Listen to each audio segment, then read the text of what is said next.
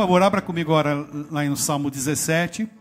Falando em oração, nós não poderíamos iniciar nosso período de oração de 15 dias sem uma premissa, sem algo importante que nós temos que colocar diante de nós, e que é a palavra do Senhor através de Davi. Davi foi o maior rei de todos os tempos de Israel, na sua significância, na sua importância. Salomão talvez tenha tido uma expansão de reino maior que o seu pai Davi, mas aquele que estruturou o reino, aquele que trouxe a noção de nação, juntando o reino do sul, do norte, unificando o país, foi Davi.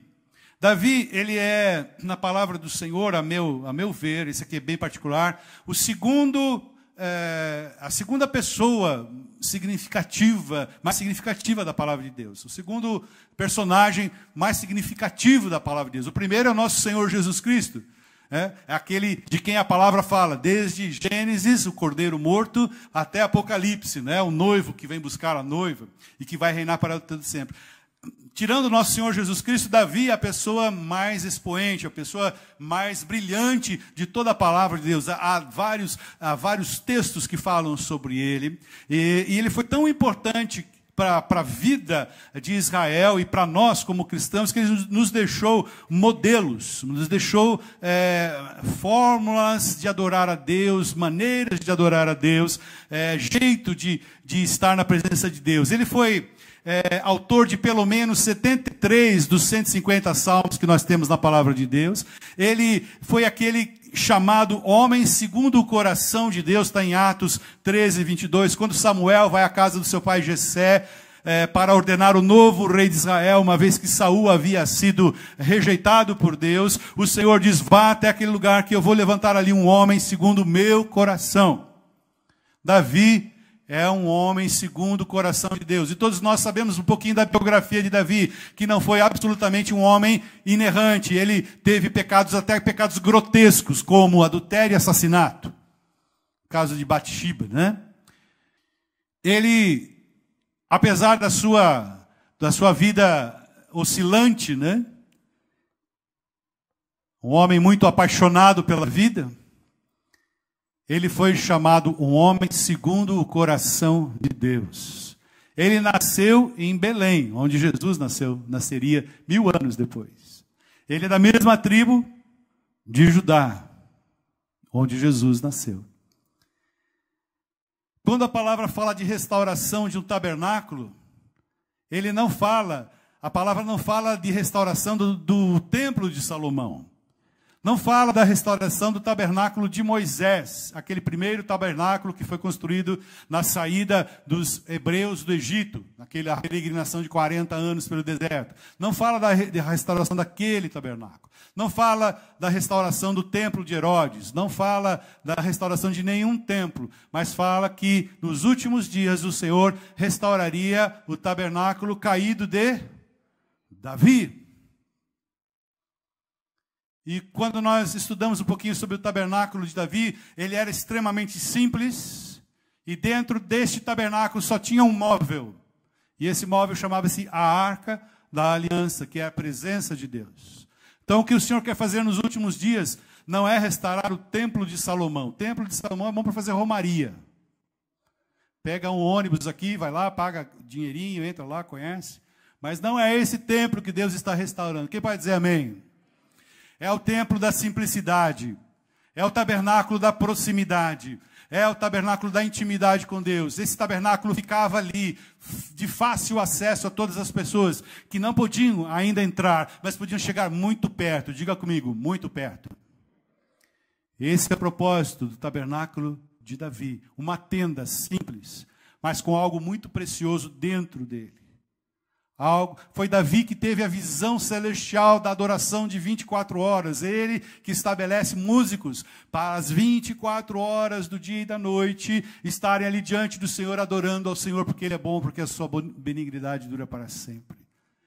Ele teve uma visão do céu, do Apocalipse. Lá no Apocalipse nós temos a visão dos 4 seres viventes que estão dia e noite dizendo: Santo, Santo, Santo é o Senhor dos exércitos, que era, que é e que há de vir. Eles estão 24 horas dizendo isso, 24 horas aclamando ao Senhor. Davi vislumbrou isso e pensou, vou fazer isso também aqui.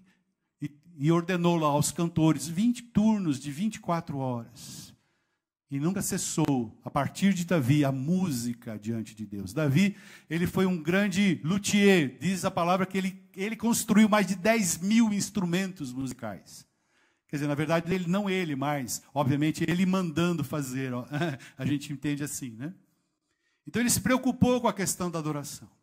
Então, era um homem que estava conectado ao coração de Deus, porque Deus o chamou um homem segundo o seu coração. Uau! Se há um título honroso, é esse. Um homem segundo o coração de Deus. Eu não queria ouvir mais nada de Deus. Se um dia o Senhor falasse assim, você é um homem segundo o meu coração, eu falei, oh Deus, muito obrigado, que honra, que aleluia, Senhor, uau, uau, uau, que coisa boa. Nada, Senhor, melhor que isso, né? O Senhor já me deu a salvação. Um homem segundo o coração de Deus. Então, lá no versículo 1 do Salmo 17, é Davi que está escrevendo este salmo. É ele, esse homem com experiências amargas, né, da perda de filho, da revolta de filhos se erguendo contra ele, usurpando o seu trono, sendo apedrejado na sua fuga. Um homem de dores, um homem com muitos inimigos. Ele chega diante do Senhor e escreve do seu coração o seguinte: ouve, Senhor, a causa justa, atende ao meu clamor, dá ouvidos à minha oração, que procede de lábios não fraudulentos. Pensando nesse nosso tempo de 15 dias de oração, que começa às 0 hora de amanhã, né? O que nós precisamos preservar? Lábios não fraudulentos. O que é fraudulento? Falso, o que mais? Me ajuda aí, por favor. Vamos fazer como diz, um forfé de pensamento aqui, que é o brainstorm caipira, né? Oi? Enganoso, fraudulento. Promete uma coisa e faz outra, é isso? Diz uma coisa, mas incoerente também. Legal? Fraudulento, incoerente. Incoerente já é mais politicamente correto, né? Fraude. Dinheiro falso, fraudulento. O que mais é fraudulento? Mentiroso. Denorex. Quem lembra do Denorex? Esse é antigo, hein? Parece, mas não é. Parece shampoo, mas é anti-caspa, né? Esse era a propaganda do Denorex. Né? Fraudulento. Irmãos, se há algo que está no coração de Deus, que nós podemos depreender da pessoa de Deus, é que Ele se comunica apenas, tão somente, unicamente, exclusivamente, através da verdade. Diga comigo, verdade. Diga comigo, verdade. Não há possibilidade, não existe possibilidade de se chegar ao trono de Deus, a não ser através da verdade. Não existe possibilidade de conversar com Deus de maneira produtiva se não for através da verdade. Não há como tocar o coração de Deus a não ser através da verdade. Verdade verdadeira. Alguns dizem que há 3 verdades, né? A minha, a sua e a verdadeira. Irmãos, o Senhor não tem problema nenhum com o pecado, o Senhor não tem problema nenhum com a iniquidade nesse sentido. Isso está resolvido, basta colocar diante de Deus agora. Nosso Deus não recebe ninguém que seja fraudulento. Lábios fraudulentos, que falam uma coisa e fazem outras coisas. Que não tem a mesma vida daqui do que diz, que não age de acordo com aquela maneira que está falando. Fala uma coisa e vive outra. Isso é fraude. Então, nem adianta pegar folhetinho. Se você tem lábios fraudulentos, ok, precisamos converter primeiro. Precisamos converter primeiro ao Senhor. O Senhor Jesus disse certa vez: eu sou o caminho, a verdade e a vida. Caminho, verdade, vida. Nesse momento que ele está conversando com os religiosos ali, ele está se referindo às 3 portas que haviam no templo no tabernáculo de Moisés. Uma porta chamada caminho, uma porta chamada verdade e uma porta chamada vida. A dos átrios, do lugar santo e do santo dos santos. São as 3 portas que existiam. Mas aqui Jesus está dizendo também a maneira pelo qual nós chegaremos ao Senhor. Eu sou o caminho, a verdade e a vida. Ninguém vem ao Pai, senão por mim. Caminho. Aqui no meio o que tem? Diga comigo, verdade. Davi, certamente, uma das características que o tornou um homem segundo o coração de Deus, é que ele não terceirizava a culpa. Quem já ouviu falar de terceirização de culpa? Adão fez isso. Foi a mulher que tu me deste. A mulher fez isso. Foi a serpente. E desde o início da humanidade nós terceirizamos a culpa. Não é? E alguém disse, se a culpa é minha, eu ponho em quem eu quiser. Mas nós temos muita dificuldade de dizer, eu errei, me perdoe. Nosso orgulho não nos deixa muitas vezes dizer, sinto muito, foi mal, me perdoe, eu errei. Por favor, vamos acertar isso. É fácil fazer isso? Claro que não. Não é fácil fazer isso no nível do seu trabalho ali, onde você está, quando você comete um engano. Não é fácil você fazer isso no seu lar, no cônjuge, né, com seu cônjuge dizendo isso, ou com pais e filhos, filhos e pais. É muito difícil, porque nós somos orgulhosos. Nós queremos fazer prevalecer o nosso ponto de vista, e aí é o início do erro. Jesus disse, eu sou o caminho, a verdade e a vida. Então, sem passar pela verdade, você fica só no caminho. Você não atinge a vida. E qual é essa vida? João 10,10 diz, o inimigo vem para roubar, matar e destruir. Mas eu vim para que tenham vida, e vida em abundância. É essa vida abundante. A vida do perdão, a vida da graça, a vida da misericórdia, a vida da alegria, a vida da verdade acontecendo no nosso coração. Gente, o Senhor quer que sejamos verdadeiros. Jesus disse ainda, Pai, santifica-os na verdade, a tua palavra é a verdade. Então, se você precisa de algum conselho, está aqui, ó, a palavra do Senhor. Hoje, mais completa do que na época que Jesus estava vivendo. Jesus só tinha os profetas, os salmos e a Torá. Hoje nós temos um Novo Testamento que traz os pensamentos de Jesus, que traz as palavras de Jesus, que traz os pensamentos de Paulo, que traz os pensamentos de outros apóstolos. Nós temos aqui uma riqueza literária para que nós meditemos uma verdade aqui, linda. Pai, santifica-os na verdade, a tua palavra é verdade. Então, este deve ser o seu livro principal. É bom que você leia outros autores, claro, óbvio, mas não abra mão de consultar a palavra de Deus. Não leia ela como se lê um jornal. Leia como Deus falando com você. Quem diz amém? É o único livro cujo autor estará sempre do seu lado para te falar a respeito. O autor estará sempre ali para falar com você. O Senhor disse assim, em João 4, 23 e 24, que o Pai procura verdadeiros adoradores. O Senhor não procura adoração, o Senhor não procura música, o Senhor não procura show, o Senhor não procura nada, cantores, nada, não. O Senhor procura pessoas, gente, diga comigo, gente, adoradores, gente que o adorem em espírito e em verdade, tendo música ou não tendo música, tendo estrutura ou não tendo estrutura, você é um adorador. E quando um adorador levanta os braços, o que acontece mesmo, Paulinho? A vitória vem, aleluia! Amém? Mas tem que ser verdadeiro.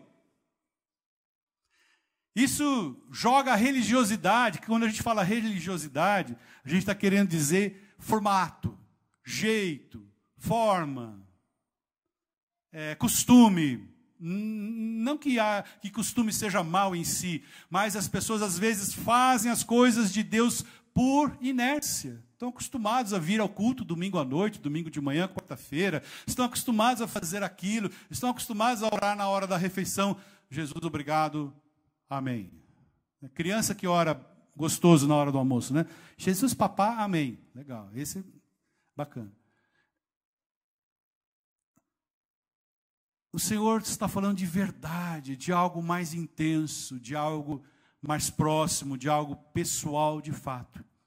Nós temos falado muito sobre oração, nós estudamos sobre oração, nós lemos sobre oração, nós pregamos sobre oração, nós incentivamos sobre oração. O que nós precisamos fazer agora? Orar.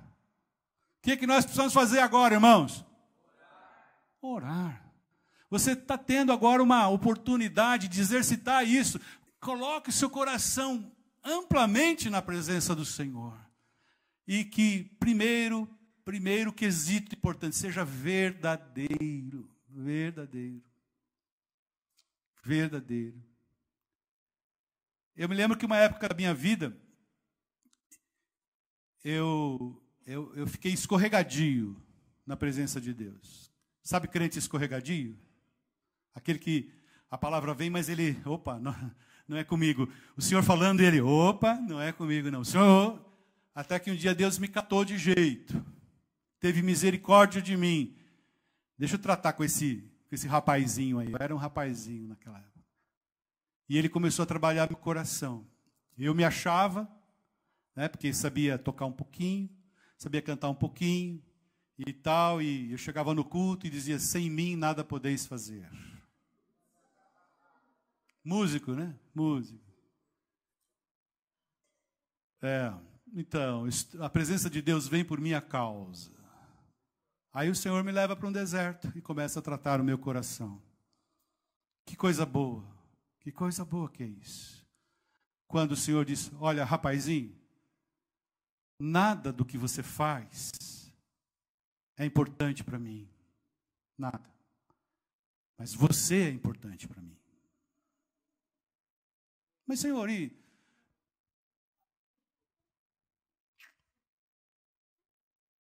não. Eu quero você. Eu te quero perto de mim. Eu quero falar ao teu coração. Eu quero te amar. Eu quero te envolver. Independentemente de você fazer qualquer coisa, eu quero você. É o que Deus está dizendo para você nessa noite. Os seus dons são preciosos, os seus dons são queridos, sim, amém. Mas não é por aquilo que você pode oferecer a Deus que Ele vai te receber, mas é por aquilo que Ele já fez por você. Ele quer ter você pertinho dEle, intimidade, tabernáculo de Davi sendo restaurado nas nossas vidas, uma vida de adoração, espírito e verdade. Quem diz amém essa palavra? No versículo 6, eu não vou me alongar muito, do Salmo 17, diz assim, eu te invoco, ó Deus, pois tu me respondes. Inclina-me os ouvidos e acorde as minhas palavras. Alguém aqui está com a versão contemporânea, que é aquela Bíblia Thompson? Alguém tem aqui? Diz assim, é bem interessante a gente pesquisar nas outras versões, né? Que elas amplificam o sentido daquilo que a palavra está dizendo, e a gente pode ter uma visão um pouco mais ampliada do que Deus está falando. Nessa versão contemporânea da Bíblia Thompson, esse versículo 6 está escrito assim, eu te invoco, pois me queres ouvir. Deus quer ouvir você. Rafael, Deus quer ouvir você. Deus tem prazer em ouvir você. Ele inclina os seus ouvidos para ouvir a tua oração. Deus não está estático, intangível, mas está ali com disposição para ouvir a tua oração. Quando você estiver orando ao Senhor naquela meia hora, creia que o Senhor está ali com os ouvidos inclinados para a tua oração, para aquilo que Ele quer ouvir de você. Importante você verbalizar, importante você falar aquilo que está no seu coração. E o Senhor virá com a paz que excede todo entendimento, aquela paz que o mundo não pode dar, mas também não pode roubar. Você pode dizer amém essa palavra? Então, essa versão é muito significativa e diz assim: pois me queres ouvir. Deus se move em nossa direção. No versículo 8 ele diz assim: guarda-me como a menina dos olhos e esconde-me à sombra das tuas asas. O que é a menina dos olhos? É a pupila, né? Aquela parte escurinha dos nossos olhos, né? Não é a íris, mas é a pupila. A pupila se dilata quando fica com menos luz e ela retrai quando fica com bastante luz. É o lugar mais sensível, talvez, do olho humano, né? Eu não sou oftalmologista, mas já passei por alguns. Ali, se houver algum dano naquela região, que logo atrás está o nervo óptico, né? A pessoa fica cega. Então o Senhor tem você, a mim, tem a igreja dele, como a menina dos seus olhos. Uau! É o nível de cuidado que Deus está dispensando sobre a minha vida e a sua vida. Menina dos olhos. Talvez um dos pontos mais sensíveis do corpo humano. E aí a outra figura que o salmista vai usar, ele diz assim: guarda-me como a menina dos olhos e esconde-me à sombra de suas asas. Provavelmente Davi foi criado num ambiente rural, né? Ele era pastor de ovelhas e certamente ele via acontecendo ali, né, as aves, as galinhas, talvez, eu não sei exatamente o que ele tinha ali de criação na sua propriedade ou mesmo lá no seu palácio, mas certamente ele observava como as aves, em geral, acolhem sob as suas asas os seus filhotes. Se você tentar pegar um daqueles pintainhos de uma galinha que ela estiver cuidando, você vai ter problemas. Ela vai dar trabalho, ela vai querer avançar em você. Né? Toda fêmea cuida muito bem dos seus filhotes. Né? E aqui o Senhor está dizendo que quer fazer isso. E Davi vai usar mais 2 ou 3 vezes essa mesma expressão, que o Senhor nos acolhe sob a sombra de suas asas. Esse é o nível de cuidado do Senhor na minha vida e na sua vida. Por exemplo, né, o Salmo 91 é um deles, mas há outros 2 salmos que depois você pode procurar. Eu não anotei aqui. Muito bem, eu queria que você fosse comigo no Salmo 66, no versículo 18, para a gente caminhar um pouquinho mais e pegar mais uma reflexão aqui do rei Davi, escrevendo sobre oração. E você faça uma ligação com esse Salmo 17, versículo 1, de lábios fraudulentos, mas há uma outra coisa muito importante aqui, Salmo 66, versículo 18. Diz assim na versão Almeida, Revista e Atualizada, a famosa ARA: se eu no coração contemplar a vaidade, o Senhor não me teria ouvido. A Almeida, Revista e Atualizada diz assim: por que Deus não ouve? Quando há vaidade no meu coração. Se eu dou lugar à minha vaidade. Vaidade é um símile de orgulho. Vaidade é um símile de arrogância. É algo parecido com jactância. Chá comigo, deixa que eu resolva a situação. Isso é vaidade. Não é só a questão estética, não é só a questão de postura, mas também tem a ver com as ações, as atitudes, né? A vaidade do saber.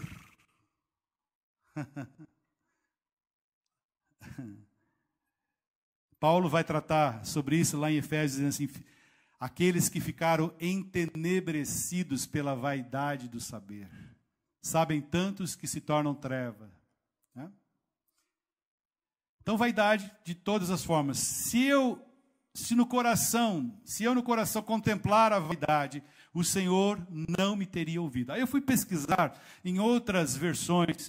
É bem legal se a gente puder ter em casa diversas versões da palavra de Deus. Nós usamos aqui a ARA, Almeida Revista Atualizada, mas existem outras possibilidades. Por exemplo, na Bíblia King James diz assim: se no meu coração eu contemplar a maldade, o Senhor não me ouvirá. Na nova versão transformadora, não sei quantos já tiveram acesso a essa versão, é bem interessante, diz assim: se no coração eu tivesse pecado não confessado, o Senhor não me ouviria. Na Thompson, né, aquela que é a edição contemporânea, diz assim: se no coração eu tivesse pecado, o Senhor não me ouviria. Na nova versão internacional diz assim: se eu acalentasse no meu coração o pecado, o Senhor não me ouviria. E na nova versão da linguagem de hoje, assim: se eu tivesse guardado maus pensamentos, o Senhor não me ouviria. Lá em Provérbios 4, 23, o que diz? Sobre tudo que se deve guardar, guarda o teu conhecimento. Não é isso que está escrito. Está escrito assim: sobre tudo que você deve guardar, guarda o teu coração, porque dele procedem as saídas para a vida. O Senhor vai sempre tratar com a questão do coração, não o músculo cardíaco, mas o centro dos valores do ser humano. O Senhor sempre gostará de tocar ali, no centro do coração das pessoas. Então a oração, amados, não pode ser produzida por lábios fraudulentos, nem tampouco ter um coração vaidade, maldade, pecado não confessado, acalentar o pecado, guardar maus pensamentos. O coração está livre de todas estas coisas. E nesse momento você começa a ouvir de Deus. Deus não se comunica com ninguém a não ser pelo filtro da verdade. Diga comigo, verdade. E é o tempo de eu e você sermos mais pontualmente verdadeiros. Se nós já estamos vivendo num certo nível de verdade na presença de Deus, o Senhor quer nos trazer ainda mais próximos e revelar ao nosso coração muitas coisas que precisam ser cuidadas nesses dias, para que a graça dele se manifeste na minha vida e na sua vida. Estamos empreendendo um tempo de oração significativo para a igreja. E para você, mas o grande beneficiado será você mesmo. Você, ao colocar o seu nome ali, numa daquelas meias horas, você está fazendo um compromisso, está intercedendo. Se você não puder naquela hora, naquele dia, faça outra hora, não tem problema. Pode escolher um outro horário. Mas você estará fazendo parte de algo forte desse tempo que Deus quer fazer no nosso meio, a partir da minha vida, da sua vida. Queria te convidar ainda a ir em Efésios capítulo 6, se você contemplasse ali a armadura de Deus. É um texto muito querido. Efésios capítulo 6. Capítulo 6, a partir do verso 13. Diz assim: portanto, tomai toda a armadura de Deus, para que possais resistir no dia mau. E depois de terdes vencido tudo, amados, há uma promessa de vencer tudo. Você é um vencedor. Potencialmente você já venceu todas as coisas. A vitória já foi alcançada na cruz. Então, você tem acesso à vitória daquela situação com a qual você está lutando, porque o Senhor é com você. Potencialmente isso já está nas suas mãos. Você tem que receber isso pela fé. Mas olha só que interessante. Depois de ter vencido tudo, permanecer inabaláveis. Podem vir os ventos, pode vir a tempestade, mas você continuará inabalável. Aí ele começa no versículo 14, dizendo assim: estai, pois, firmes, cingindo-vos com o quê? Com o quê que você tem que se cobrir? Com o quê, meu irmão? Vestindo-vos, cingindo-vos com a verdade. Olha o quanto Deus aprecia a verdade, quanto o Senhor aprecia a verdade. Vestindo-vos da couraça da justiça, calçai os pés com a preparação do Evangelho da paz. Evangelho da paz. Embraçando sempre o escudo da fé, com o qual podereis apagar todos os dardos inflamados do maligno. Também tomai o capacete da salvação e a espada do Espírito, que é a palavra de Deus. Como? Ok, agora você já tem toda a armadura de Deus. Ok, vá para a luta. É isso que o texto nos diz? Não. Tem mais um quesito aí. Com todo o quê? Oração e súplica. Essa couraça, essa armadura, ela tem um switch. Ela tem uma chave que liga, que faz ela funcionar, chamada oração. Você pode vestir toda a armadura de Deus. Você já está com capacete de salvação, está com couraça de justiça, calçados os pés do Evangelho da paz, embraçando o escudo da fé, a espada do Espírito. Você está todo preparado. Mas tem um botãozinho que liga ela para funcionar.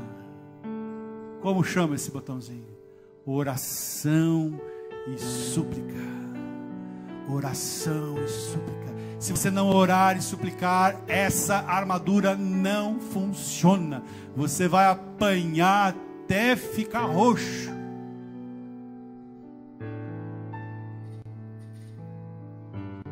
Toda oração e súplica. Então você está sendo intimado, convocado, chamado a empreender meia hora durante 15 dias para ligar a tua armadura, para se ligar com Deus, para estar ali ouvindo de Deus, para ter uma vida espiritual mais abundante. Isso pode te levar a um nível diferente de intimidade com Deus. Não tenha medo, não tenha medo. O Senhor pode falar coisas lindas ao teu coração, pode revelar coisas terríveis a seu respeito mesmo, e você vai colocando diante de Deus, e Ele vai passando a mão no seu coração, e vai fazendo a transformação que eu e você precisamos passar por. Quem diz amém? Amém? Quantos vão encarar esse desafio, né? Está sendo desafiado. Então, vamos ficar em pé mais uma vez, por favor. Vamos cantar essa canção que fala que Ele é a nossa porção, Ele é a nossa fonte, é a nossa justiça, e Ele é a nossa herança. Vamos cantar ao Senhor.